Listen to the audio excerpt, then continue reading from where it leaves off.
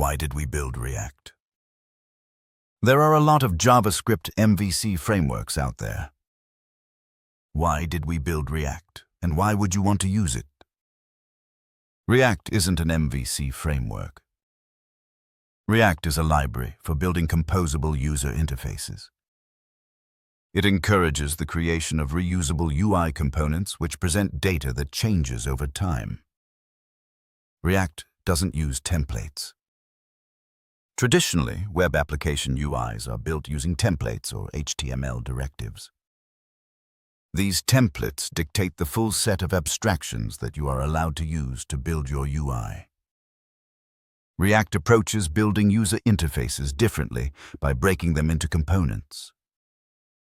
This means React uses a real, full-featured programming language to render views, which we see as an advantage over templates for a few reasons. JavaScript is a flexible, powerful programming language with the ability to build abstractions. This is incredibly important in large applications. By unifying your markup with its corresponding view logic, React can actually make views easier to extend and maintain. By baking an understanding of markup and content into JavaScript, there's no manual string concatenation and therefore less surface area for XSS vulnerabilities. We've also created JSX, an optional syntax extension in case you prefer the readability of HTML to raw JavaScript. Reactive updates are dead simple. React really shines when your data changes over time. In a traditional JavaScript application, you need to look at what data changed and imperatively make changes to the DOM to keep it up to date. Even AngularJS, which provides a declarative interface via directives and data binding, requires a linking function to manually update DOM nodes. React takes a different approach.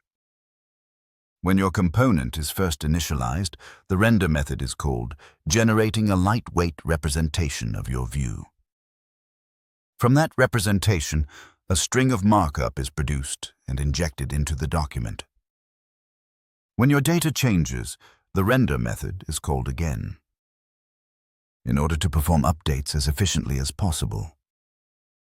We diff the return value from the previous call to render with the new one, and generate a minimal set of changes to be applied to the DOM.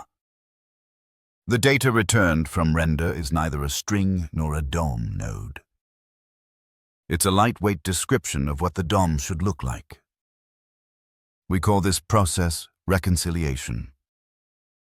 Because this re-render is so fast, the developer doesn't need to explicitly specify data bindings.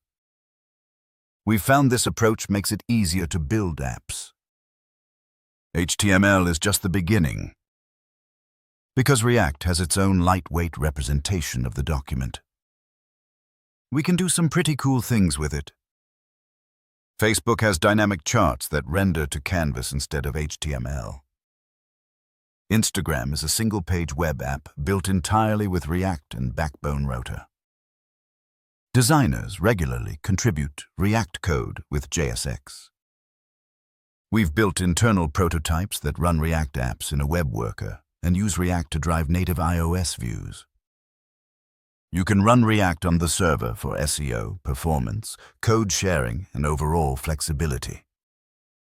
Events behave in a consistent, standards-compliant way in all browsers, including IE8, and automatically use event delegation. Head on over to reactjs.org to check out what we have built. Our documentation is geared towards building apps with the framework. But if you are interested in the nuts and bolts, get in touch with us. Thanks for listening. Now, let's check your understanding. Try to answer a few questions based on what you've just heard. What problem in JavaScript MVC frameworks was the author trying to solve with React? Why does the author say React makes code easier to understand? Which companies or products are mentioned as using React? What does re-rendering mean when talking about components? If you were explaining React to a beginner, what would you say in one sentence? If you could build your own app, what would it do? Do you prefer learning new things from videos, articles, or by doing it yourself? Great job! Repeat the exercise tomorrow to improve your listening and speaking skills.